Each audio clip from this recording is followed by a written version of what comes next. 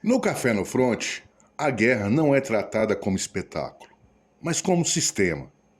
Aqui, cada evento é analisado dentro de uma lógica maior, onde história, geopolítica e estratégia se entrelaçam. Sob a condução de Sagran Carvalho, o canal busca decifrar os padrões ocultos dos conflitos contemporâneos, indo além da superfície das notícias. O episódio de hoje mergulha em um desses momentos aparentemente pequenos, mas profundamente reveladores. Um combate localizado na região de Kharkiv expõe, com precisão quase cirúrgica, a lógica operacional que hoje define a guerra entre Rússia e Ucrânia: detecção, reação e negação sistemática de terreno. Em um conflito de atrito, essas são as ações discretas que, somadas, moldam o destino estratégico de campanhas inteiras. Se você busca análises mais profundas como esta, o Café no Front também está no Substack. Lá você encontra artigos exclusivos sobre relações internacionais, geopolítica e história militar, além de acesso a um chat reservado para membros, um espaço direto de debate e troca de ideias. O investimento é acessível e permite apoiar um trabalho independente, comprometido com análise séria e consistente. Em guerras prolongadas e de atrito, os grandes movimentos estratégicos raramente surgem de batalhas épicas ou decisivas. Elas são, na verdade, o resultado cumulativo de milhares de ações pequenas, quase invisíveis nos mapas operacionais. A guerra moderna na Ucrânia se fragmenta em confrontos locais incessantes, cada um deles erodindo lentamente a capacidade do adversário de sustentar o esforço bélico. Foi exatamente nesse padrão que se encaixou um episódio ocorrido em fevereiro de 2026 na região de Kharkiv. Uma unidade russa de infiltração cruzou a linha de contato e acabou encurralada em um edifício isolado, em território controlado pela Ucrânia. À primeira vista, o incidente pode parecer trivial diante da escala do conflito. No entanto, ele expõe com clareza cristalina a lógica operacional que domina o fronte no leste europeu. Uma combinação implacável de detecção precoce, resposta imediata e negação sistemática de terreno. Unidades de reconhecimento ucranianas identificaram rapidamente a infiltração de um pequeno esquadrão russo. O grupo havia atravessado a linha de frente e buscado refúgio em um edifício abandonado, provavelmente com o intuito de estabelecer um posto de observação avançado ou um ponto temporário de apoio. Em um campo de batalha saturado de drones e sensores, edifícios isolados ganham valor tático desproporcional. Oferecem proteção contra vigilância aérea, abrigam contra estilhaços e permitem a instalação de equipamentos de rádio, sensores ou observadores de artilharia. A reação ucraniana foi imediata e doutrinária. O comando da 33ª Brigada Mecanizada avaliou que permitir a consolidação daquela posição representaria um risco inaceitável para o setor. A doutrina vigente no exército ucraniano prioriza a eliminação rápida de qualquer infiltração inimiga, antes que ela se transforme em ponto de apoio capaz de atrair reforços ou corrigir fogo de artilharia. Assim teve início uma operação de limpeza metódica e escalonada. Primeiro, a preparação de fogo.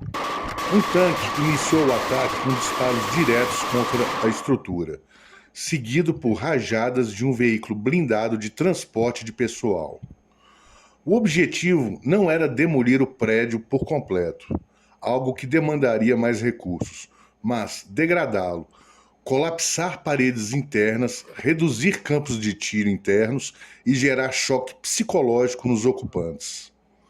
Em seguida, entraram em ação os lançadores RPG. Disparos portáteis foram direcionados contra janelas, portas e aberturas visíveis. O efeito cumulativo é devastador em construções civis abandonadas.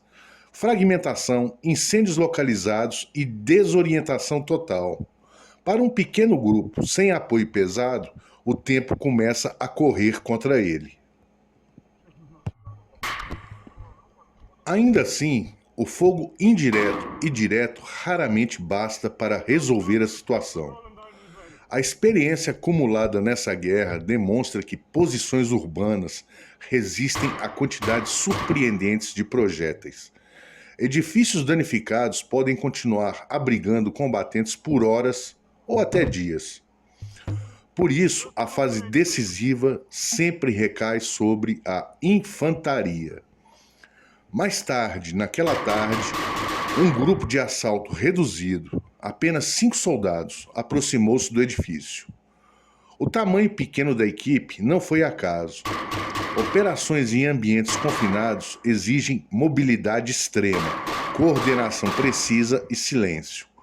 Grupos maiores se tornam visíveis, barulhentos e difíceis de gerenciar em corredores estreitos. Enquanto o time de assalto avançava, um segundo elemento permaneceu em posição de cobertura, com a missão clara: neutralizar qualquer tentativa de fuga russa. Os primeiros movimentos foram detectados por volta das 13 horas e 42 minutos, segundo registros de observação. Às 16 horas e 38, a operação já entrava em sua fase final. Os detalhes do confronto interno permanecem envoltos no sigilo operacional típico do combate urbano. O que se sabe é que a equipe iniciou a limpeza de ambiente, um processo lento, letal e extremamente perigoso. Nesse tipo de luta, a tecnologia moderna perde boa parte de sua vantagem. Cada porta, escada ou corredor pode esconder um inimigo armado. O combate regride a um nível quase primal, dominado por reflexos, disciplina e treinamento. Granadas de fragmentação, rajadas curtas e movimentos coordenados ditam o ritmo. Em minutos, o desfecho geralmente se define. No caso, a posição foi neutralizada. Não há confirmação pública se os russos foram mortos ou capturados. Em muitos episódios semelhantes, ambas as situações ocorrem. Mas a operação não se encerrou com a eliminação dos ocupantes. Experiências anteriores mostraram que prédios limpos podem ser reocupados rapidamente pelo inimigo. Um edifício danificado ainda serve como abrigo ou ponto de observação. A solução foi radical e definitiva. Sapadores foram acionados.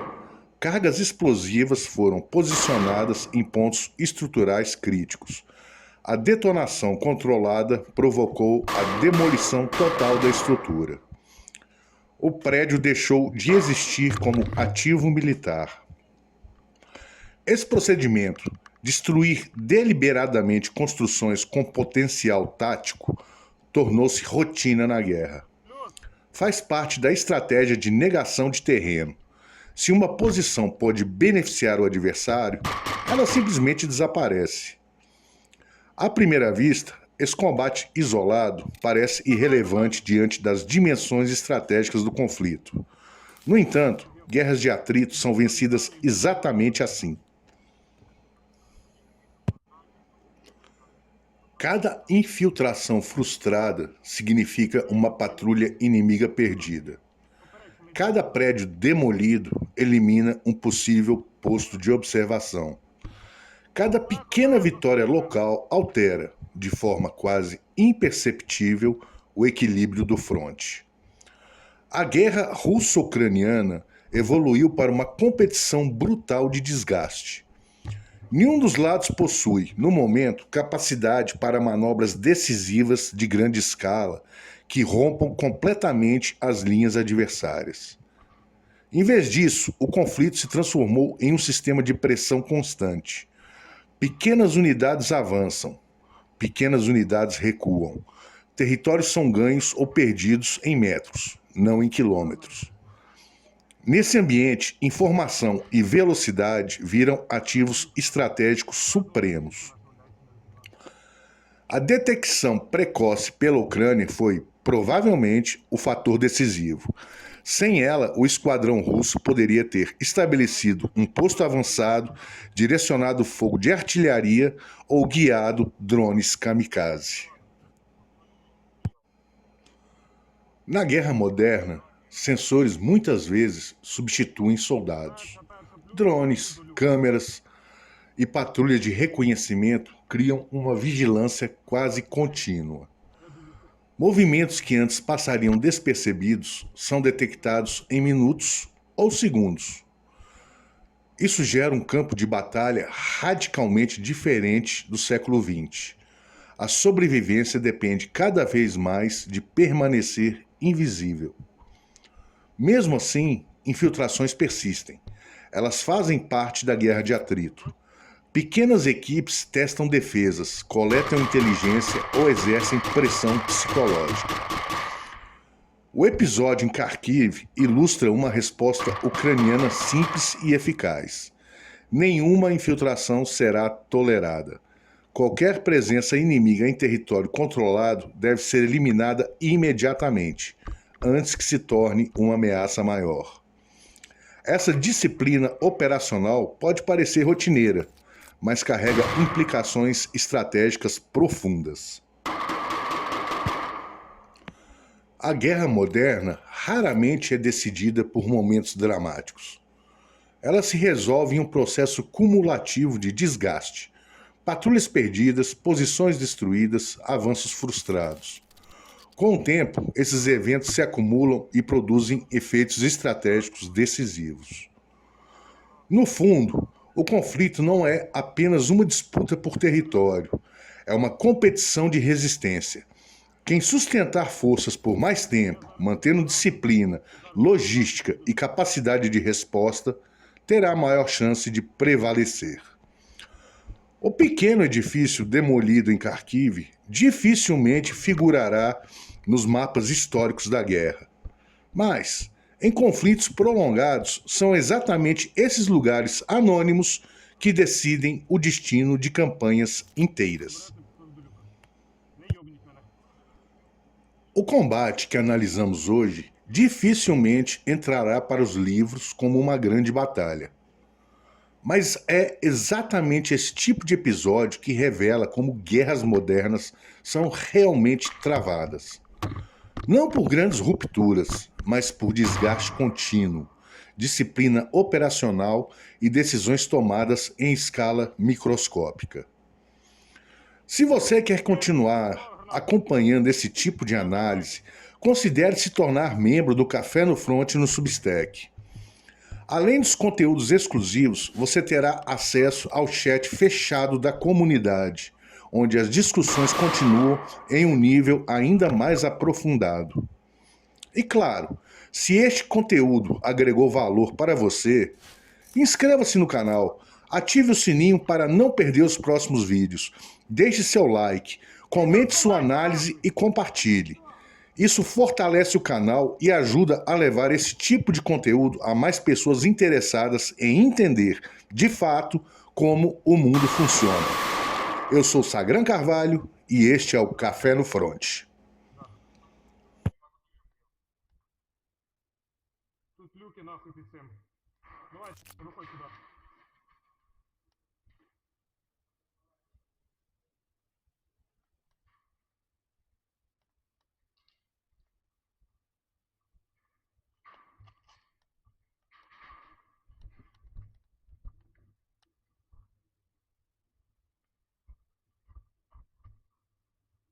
Є граната? А ну дай.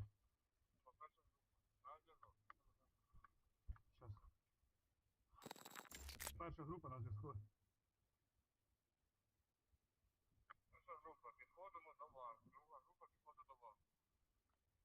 Прийняв. Плюс, подождіть біля входу, не спішіть.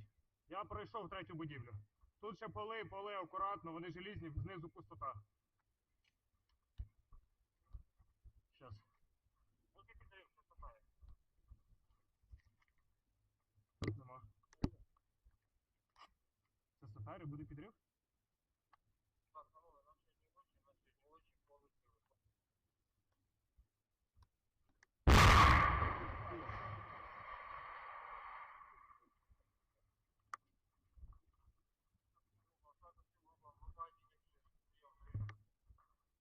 Перша на зв'язку. Друга група, я перша група. В цю будівлю, в третю поки що не заходьте. Ще один підрив зроблю.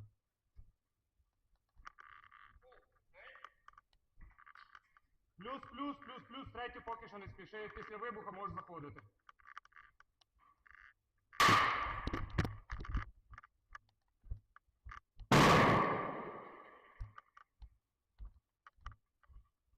Друга, я перший, можете заходити, третя чисто.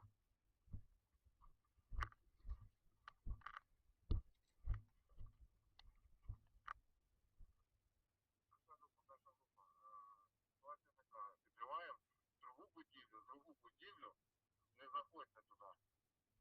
Треба наладити з вами візуальний контакт, як прийняв. Прийняв, плюс, зайди попід забор до третьої будівлі. Попід забор до третьої.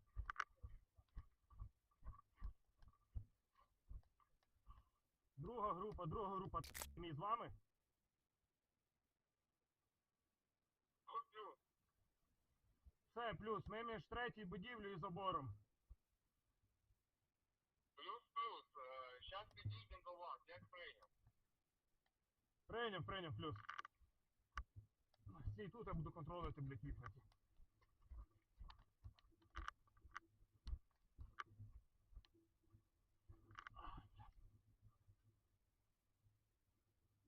Друга група іде до першої, як прийняв.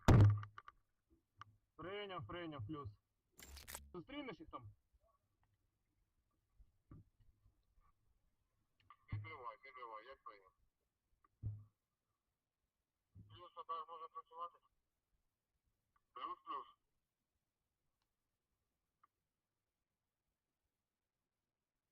Дві короткі.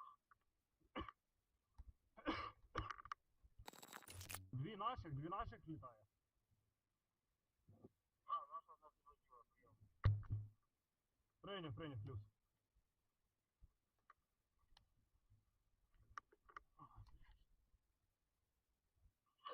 Зараз буде був. Зараз буде підрив. Коротко.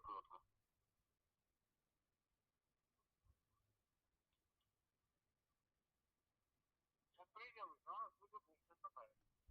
Плюс.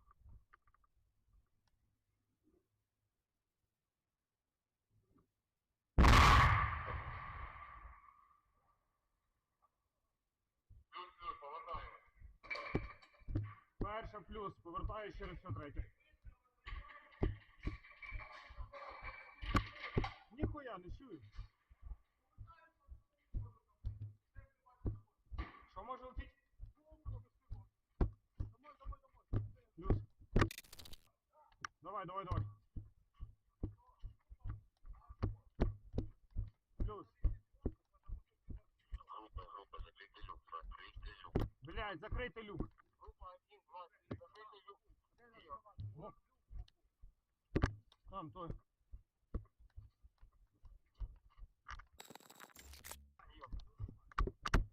Прийняв, плюс. Да. Закривай. А, ебать. Все, 23.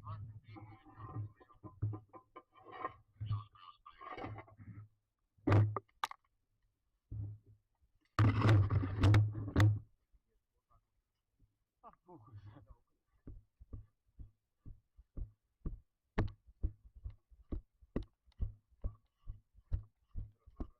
Маркочный звонок. На зв'язку. Група, відходиш. Плюс, молодці, виходи. Ворота, закрий. Речі, мужики. Давайте, відходь. Група 1. Остання група, яка виходить, закритого руху. Прийняв, плюс закриємо.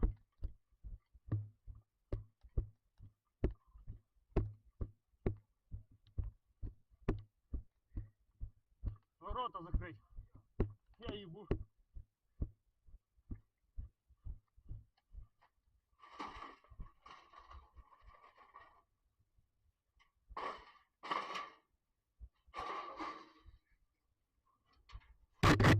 Я їбу, яких закрить тут нахуй.